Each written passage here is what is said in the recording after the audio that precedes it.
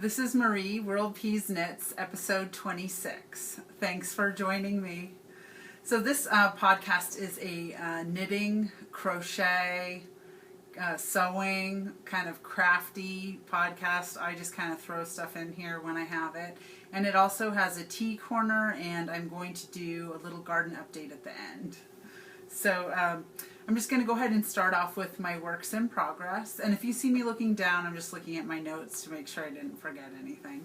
So the first project that I've been working on is in this little toast bag by Lois Knitting's My Bag.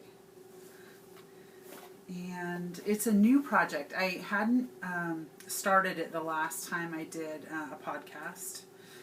And it's just some yarn that I found in my stash over here.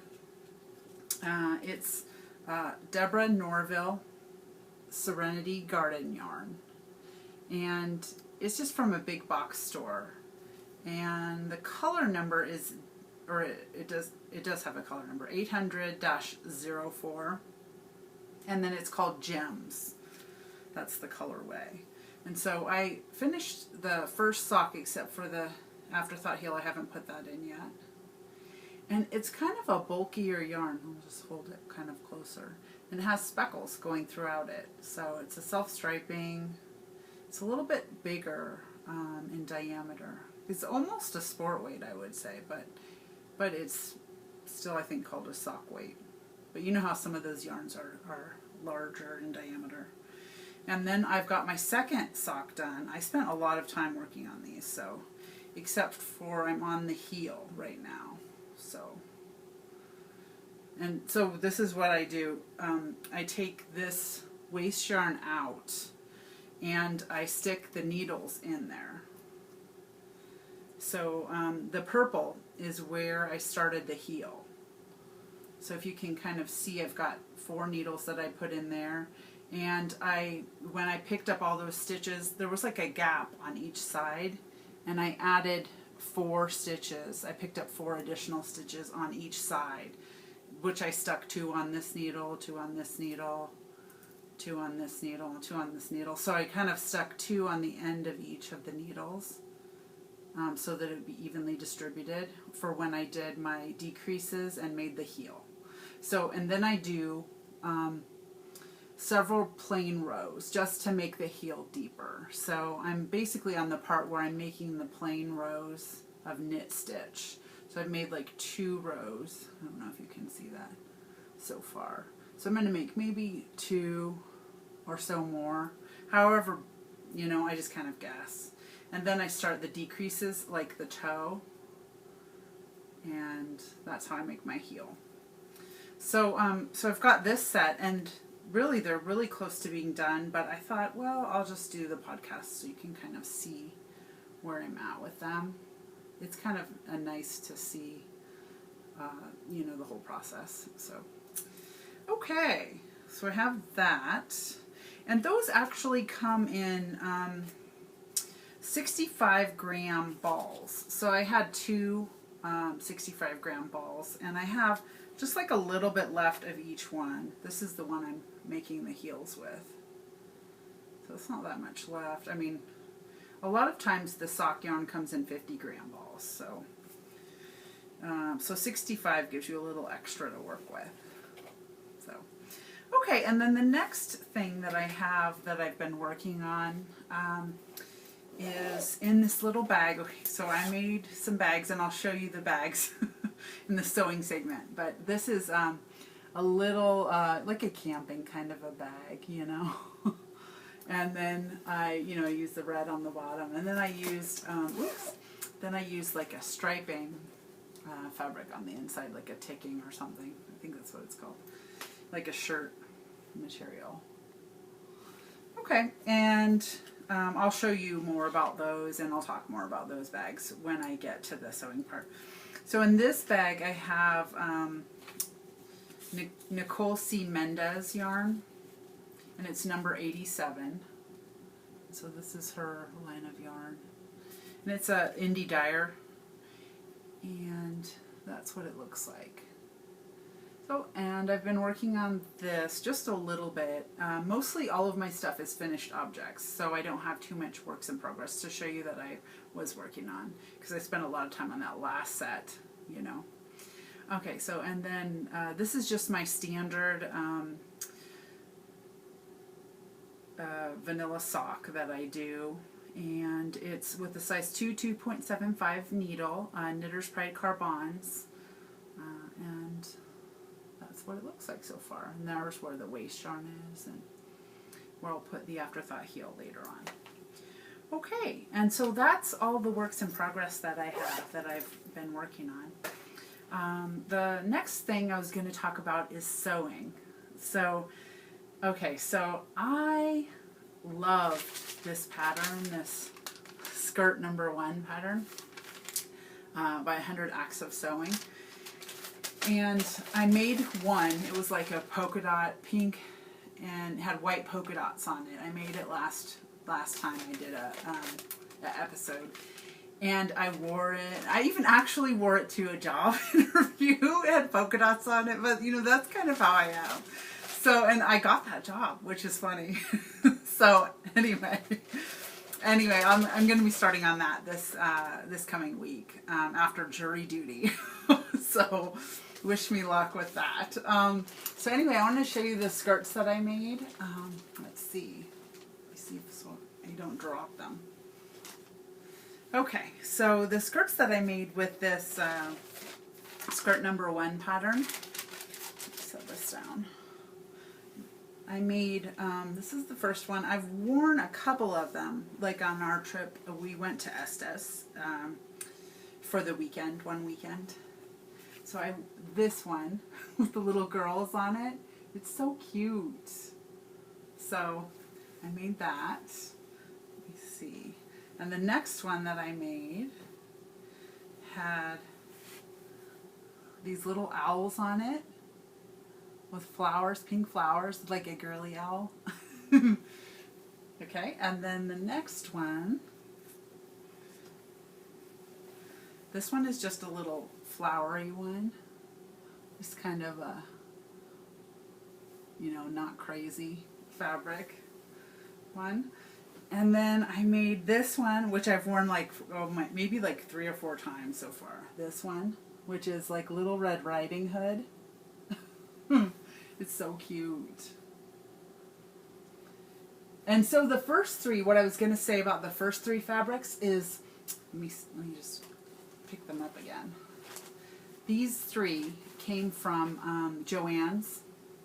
So if you were looking for them, I'm sure you could probably find them at Joann's. So, and they were on sale, I think, when I got them. So these 3 came from Joann's, in case you were trying to find them. And then, let me set those on the ironing board. And then this one came from like a little, it was like a quilting store in downtown Brighton, which is kind of near where I live. So, and it's by Denver. So it's like a suburb of Denver. So if you were looking for this, there's only one quilting store in that whole town. So this is from there. I don't know the name. I didn't look it up. I'm sorry. And then this one, I got this fabric from Estes Park from the yarn shop. Let me see if I have it written down. It's called The Stitching Den, and it's in Estes Park. So it's so cute, isn't it? Oh my gosh. So this obviously isn't like a work skirt or anything. It's kind of like a, you know, weekend kind of thing. And this is the first one that I made the pockets on. So I didn't have the pockets on the other ones. I hadn't looked up like how to make it or anything like that. You know, when I watched another podcast, The Yarn Hoarder, she was making the skirts with pockets, and I thought, oh, you know what? It probably makes it, you know, stick out on your hips a bit because there's pockets, more fabric in there. But it really doesn't. They kind of lay down flat. and it doesn't seem like it sticks out much more, because can you tell there's a pocket in there? You can kind of tell, but it lays down really flat. It's not, I don't know, it doesn't make you more, you know, it doesn't stick out more on your hips. So it seems fine. I don't know why I was worried about it. So from now on, I'll make them with the pocket. And then this is the pocket pattern that I use. Actually, if you go to this website, it's called doitbetteryourself.club, and there is 2 teardrop pocket patterns. I used a different one. There was one that was, let me just see. This is the one I used. This one. There's my drawing of how what I need to do. Excuse that, but I used the one with the 1/2 inch seam allowance. There was one with a 1.25 centimeter, which was slightly smaller seam allowance. I think that might be a European measurement one. But this one, since I'm 6'2" and I have bigger hands, I use the bigger one. So my whole hand could fit in the pocket, you know, if I need to. And I decided, I'll tell you why I decided I needed the pockets. This is kind of crazy. Is I was playing putt-putt golf, and I had nowhere to put the little pencil and the little, you know, paper or whatever. So, and I was like, I need a pocket. So that's kind of funny. Okay. And, okay, so the next thing, I do have one more skirt that I haven't actually finished sewing yet, but I'll show you the fabric for it in case you want to see it. Like, oh, here's the pockets, and then here's the skirt. So it's just little hearts, just a little plain kind of a pattern. And this one I just had in my stash. I bought it a long time ago, and I have a ton of it. Like, I was going to make that other dress that I didn't, you know, it didn't work out for me, that, you know, one that kind of looked like a hospital gown a little. And I was going to make 2 of those. So I had bought, you know, a lot more fabric for that because it was like a full dress. And I thought, you know how I decided that, I don't know if you had seen the other podcast where I showed the dress, but it had looked like a hospital gown because of the light color. And I thought, well, this is a light color. It's going to look like that too. So I was like, I'm just going to make a skirt with this. So I'm doing that also. I just hadn't sewn it yet today. It was either sew another skirt or do the podcast. And I thought, I'm going to do the podcast. So anyway, so the next thing, let's see. Oh, okay. The next thing that I was going to talk about, I'm going to flip my notes over, is the bags that I made. So I decided that I was going to, I think that I talked about this last time, that I had used Hugh Loco's How to Make Your Own Holiday Bag. And it's a free pattern. You just have to email her, and then she, I think you email her, or you sign up, and then she emails it to you, or something like that. It's like an automatic process, though, so you don't have to wait or anything. So it's Hugh Loco is the website. And she also has a tutorial where you can watch her step-by-step making it. It's like a video on YouTube. So if you're interested in doing that. And so I actually took the measurements that she gave us, and I wanted to make the bag bigger. And so I made bigger pattern pieces. I kind of make a pattern piece, and then I know that you can just do it with just a ruler, and I do use my ruler and a rotary cutter, but I sometimes find it easier if I just have to see if I have enough fabric, you know, if I can just quickly lay it down, you know, on the piece of fabric that I'm looking at, thinking, do I have enough to make a bag? So anyway, I made the width, or the length, I guess it would be, longer. And it's 12.5 by 7 for this piece. And basically I did them all 12.5. These are all the pieces. This is the lining, and then this is the front part of the bag. So I just made them all 12.5. So one's 12.5 by 4.5, one's 12.5 by 7, and then 12.5 by 11. So basically, I made them all larger so that I could make a larger bag kind of to accommodate more projects or larger amounts of yarn in my projects. So I could put even a shawl in there or something like that, as opposed to just doing a small bag, which is the standard size. And that would hold like maybe a pair of socks or something like that. I wanted to hold like 2 pairs of socks or something. So this is what I came up with. I had made one prototype last time, and then this one kind of has been drug around a bit, but for 4th of July, and I put some polka dots in the inside.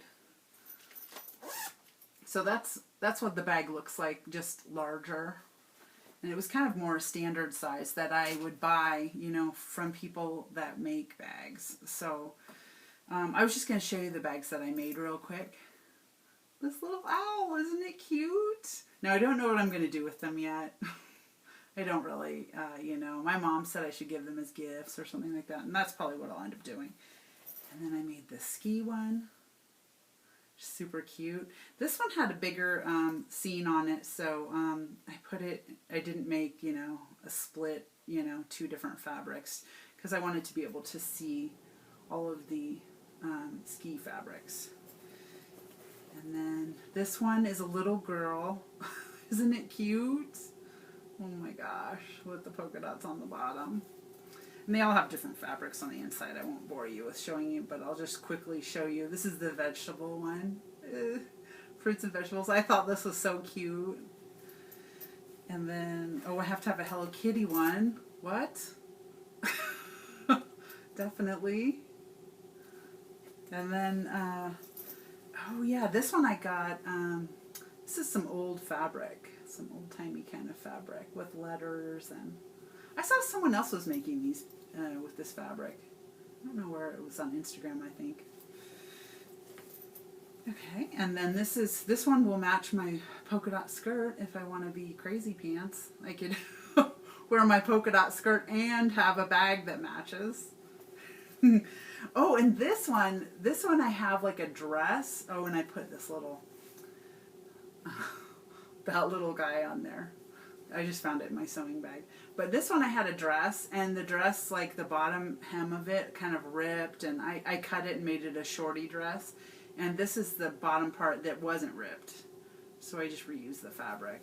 And I didn't have to line it because it's denim, you know, and it's sturdier. And then this is the last one. Oops. Another one from my polka dot skirt, right? Or to give away or whatever. But I got really into making those, so I made a bunch of those. Okay. And, okay, so the next thing that I was going to talk about, okay, so it was like 4th of July or the day before, and I was like, I want to make a decoration for 4th of July. And I don't have any, really. I have some little coaster things that I made, you know, with red, white, and blue and stuff like that, but I wanted to make some decorations.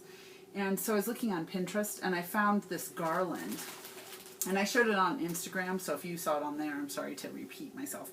But I just wanted to talk briefly about how I made it. I put a picture at the front of the podcast about it, or showing it about it. And basically, I just used a bunch of fat quarter scraps that I had in my sewing stash. Just trying to get it kind of not crazy looking. Okay, so basically it's just a little scrappy garland. And I used the rotary cutter to cut some of them, and I used pinking shears to cut other ones, and it was just a mix and match thing. And I used fat quarters. Like, if you have a fat quarter, that seems to be about the perfect length, unless you won't like them shorter. But I used a fat quarter, and then I cut them about approximately 1 1/4 inches wide. And you could do wider, or you could do skinnier, you could do whatever you want. You could smush them all together real tight or not. And then I put a pom-pom on either side that I made with my Clover pom-pom maker. And I used the little green one, the smaller of the two. They're smaller ones. I have another set of smaller ones, but I used this one. And I just used some red, white, and blue yarn in my stash for the pom-poms. And then I had this little bunny, which I thought was so cute. And I thought he wanted to be in the middle. Crazy. And so he's in the middle, like, of it. So when I hang it up, you know, his ears are kind of flippy-floppy.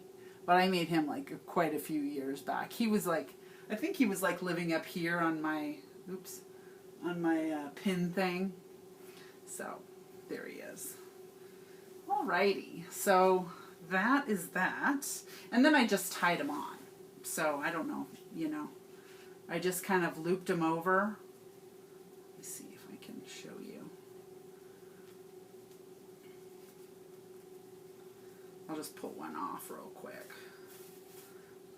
So I kind of like put it like this on the yarn. And then I put it like this and tied it through like that. So they stay like that. That's all. Okay. All right, so then the next thing I was going to talk about, oh, my finished objects. Okay, so I have 2 pairs of socks that I finished from the time I was away from you. The first one is Floramania. Okay, this is a crazy colorway. There it is, by Regia. And I think I started this last summer. I was like, oh, I'm going to make some shorty socks, and I never finished them. And this is also one of those thicker weight yarns. So this one is color number 07184. And I think I saw somebody else making the really short socks with them. I can't remember what they're called. Oh gosh, I don't know. I have 1 pair of socks on the needles that with that pattern, but I was always worried about them being so short. I want to call them like, oh, you're probably saying, oh, I know what you're talking about. And I don't know. I can't remember what it's called, like rollers or something like that. Rose City Rollers, that's it. Anyway, I was always worried about them being so short that they just kind of slip off the bottom of my heel. Sometimes that happens on like sporty socks that I get.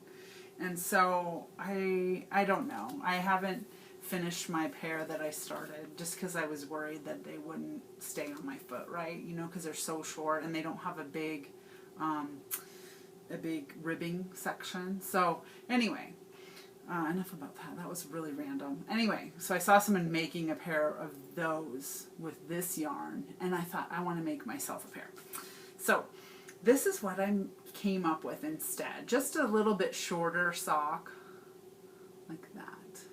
And this yarn kind of goes from one color to the next, and it's not, you know, you can't really make a pair of matching socks with it. I guess you could, but you would have to work real hard. And I don't. I just started where I left off, so. And they're super cute. I love them. And they're a little bit shorter, not super short, but a little bit on the short side. Okay, and those were, let me see if I have it down, size 2, 2.75 needles, 64 stitches, and I did the Lala's Afterthought heel pattern. Okay, and then the next set that I finished were my Christmas socks that I've been working on, and I was using these Knitter's Pride Nova needles for the Christmas socks. And that was with this opal.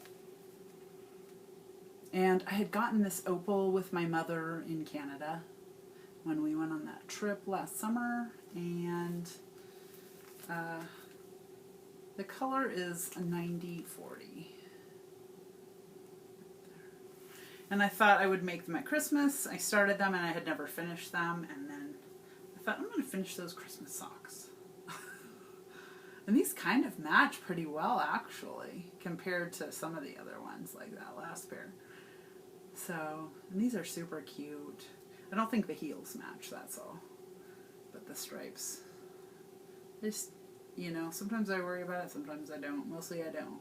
So, alrighty. And so these are Lala's Afterthought heel pattern also. And 64 stitches, size 2, 2.75, the Nova. And I do like these. They're pretty slick, and I knit faster with the slick metal needles. Okay, and then the next thing was going to be tea corner. Yay, tea corner. And I have some cold tea here that I'm sampling in my little Denver mug. And the tea that I'm trying today is, let me see if I can find it. I took a trip on, I'd say it was about a week and a half ago or 2 weeks ago maybe, to the Celestial Seasonings factory. Now that is up in Boulder, and it's probably, I don't know, maybe like 45 minutes from here or so, maybe a little longer. And you can go on a tour, it's free, and then you can go tour the factory, which I've been on the tour several times. So it's not really anything new, but they shut you in this room. It's like, this is the draw to the tour, is they shut you in the room with all the mint in it, and it is like stinky in there. Like, it smells like mint. It's like if you had a cold and you went in the room, it would clear your sinuses. So you go into this, you go on the tour, you're like looking at all the tea on all the shelves, and it's all the product that they use inside of the tea bags to make the tea. And it's like just like tons of hibiscus and tons of this and tons of that. And so you can kind of smell it as you go through the thing. Like, oh, that's the whatever part of the component of the tea. That's another component of the tea. But the mint is so strong that it'll cloud the smell of, I guess, the other components. So they keep it in its locked room. It's almost like it would be like a refrigerator compartment, but it doesn't it's not refrigerated. And it has this big door that seals it and everything like that.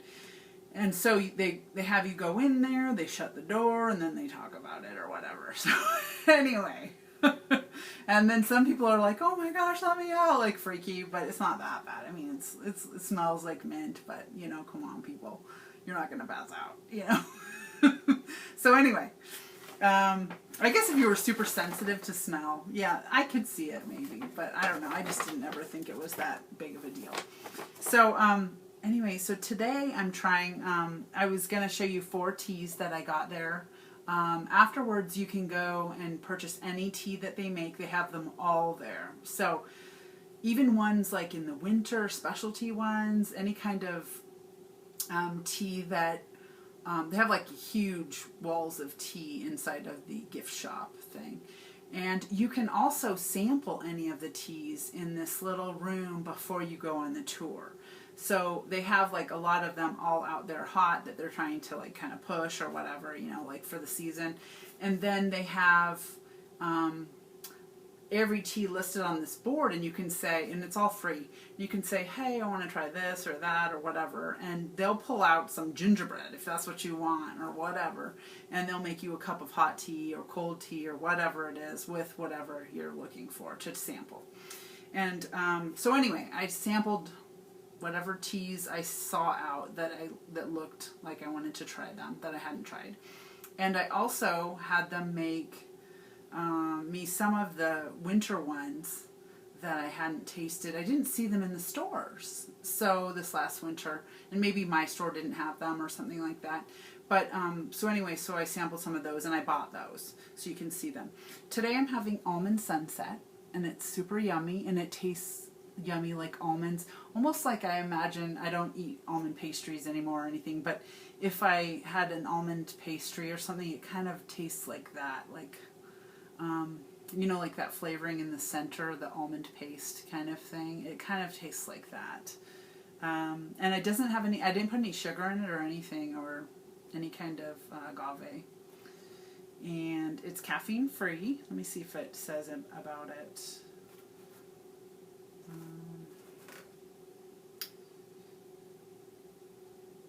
Yeah, it has, oh, it has chicory in it. Chicory, cinnamon, orange peel, almond flavor, and then blackberry leaves and anise seed. That's weird. Anise seed. I'm sorry. I didn't think it tasted like licorice, really. So, anyway, this is delicious. So it must have very little of that, if any. And it's really yummy. This one, Coconut Zinger, I've had iced, and it's really good. Yummy. And this one evidently was boxed for Sprouts Market, but they didn't use it all. Because it says Sprouts on it, which is a market around here. Okay, and then the other two were holiday teas that I didn't see during holiday season. And then this one was the cranberry vanilla. And it is delish. I tried it. This is one of the ones I sampled in the little tasting room. And I didn't see it in the stores at Christmas. But I wonder if you can just order it online. I'm sure you can. Cranberry vanilla, orange peel, chamomile, juniper berries. Oh, it has stevia in it, extract. Interesting. But it's caffeine free. Okay, and then the last one was Fireside Vanilla Spice. And this was really delicious. I made a tea latte with it. And it was really good. And so this is kind of more on the spicy side. If you like that sort of chai thing, that's kind of what it's like. It's really good. Alrighty, and so the last thing I was going to talk about was my purchases. I went to the fabric store. It was fabric on one side and then yarn on the other. And it was in Estes Park on my trip. And that's where I purchased this fabric. And I also purchased a couple of balls of yarn on the yarn side. I got this opal. I hadn't ever seen this colorway before. It's opal pink, and I got it. It's not called pink, but I just called it that. 5194 is actually the color number, and I thought I could use it for like heels and toes of things. So I really like it. And then the next colorway that I got was this Trekking XXL. Now this yarn wears really good. And it lasts, like, it doesn't get holes in it. I've heard other podcasters say that they've had socks for years that they've made out of this. I think I only have one pair of socks that I've made out of this, and I've actually never had a pair of holes in my socks yet. I feel like there's some wood I should be knocking on. So, but I hear this wears like iron and that you should totally make socks out of it if you see it. And I hadn't actually seen it too many places. This one is color number 618. And it's from, the yarn shop is called the Stitching Den. But do you see how it has gray and then little other colors like greens and blues? Isn't that cool? I love green and blue together. I think that's really cool. But with a gray, I can't wait to see how that knits up, if it stripes or what. So I'll have to check back with me and see when I knit this what it looks like. And I think it'll probably be soon because I want to see. And then the last thing that I got was some Croy, Patton's Croy. Now this can be bought at big box stores, but I haven't seen this colorway. And they had a lot of it. So if you needed this yarn, you know what I mean.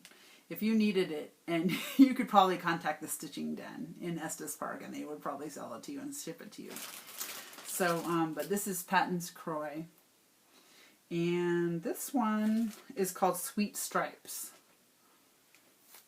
And this is, of course, the 50-gram balls that you would need 2 of. Because there's not, well, unless you were making a child's socks or a small pair of socks with different color heels and toes, like short socks. There's what it looks like. So cool. So this is more like an Easter colorway. I probably will do this next spring maybe or something. I'm not sure. Okay, well that is everything. Thanks for joining me. I'm glad I decided not to make the skirt instead, right? I'm going to go ahead and take a little bit of video footage of my garden and put it at the end. So thanks for joining me. I'll see you next time. Bye. So here's the cucumbers in a big pot on my front porch. I picked a couple and gave them to the neighbors' kids last night, so I don't have very many on here, but I have a couple. They're kind of strange shaped. And then there's like a little guy right there.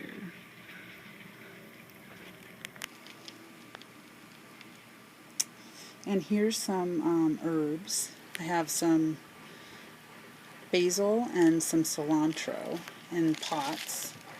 And that's all basil. And then those are the asparagus plants. We'll go around to the garden next. This was a new little thing that I put up. It's like a little oak barrel. I think it's oak. I don't even know now that I say that. And then this little thing on the back, like a little wrought iron thing. This one has basil and then parsley in the back. And I'm going to put more basil plants in it from the front yard a little bit later on. Okay, and then here's the garden beds. The tomatoes have gotten gigantic. I don't know if you can see them. And so this is the cherry tomatoes. I think you can kind of see cherry tomatoes in there. They're little yellow ones. I'll just set that one right down there. And then the chocolate bell pepper, some basil in between, and then these are large yellow tomatoes. There's another plant of chocolate bell peppers.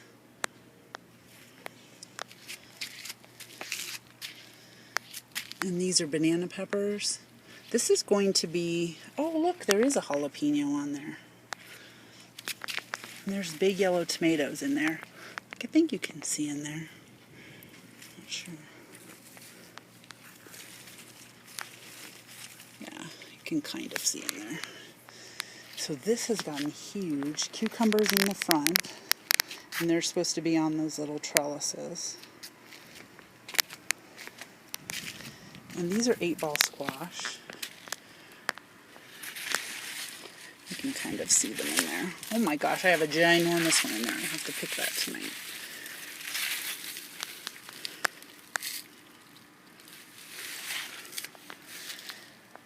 And then there's zucchini in the back. See if I can, oh my gosh, there's a big zucchini. I need to pick that. Maybe I'll make zoodles for my pesto. Oh, look at all those bugs on top of there. Oh my gosh. They'll have to find a new home. And then there's my carrots. And then Swiss chard.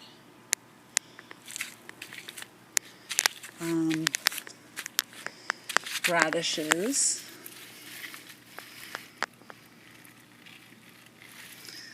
And beets. There's red and golden. And kale. And everyone needs a drink. It's getting towards the end of the day, and it's been over 90 degrees today. And there is my dinosaur kale and my Tom Thumb lettuce, which is towards the end. And that's what that one box looks like. Isn't it ginormous? And there's all my greens. And then this is my onions. And, I'm not sure, okay. And then basil here. And then there's herbs over here. Rosemary and mint that came in with my chives. Tarragon. parsley, more mint, this is a different variety, and then cilantro, and then onions. And I have pulled a couple of the onions out already. They're laying over. I had some pretty high winds one day, and they kind of blew over in the high winds. So I'm kind of watering them and babying them along to see if they make it. So here's my garden update. There you go.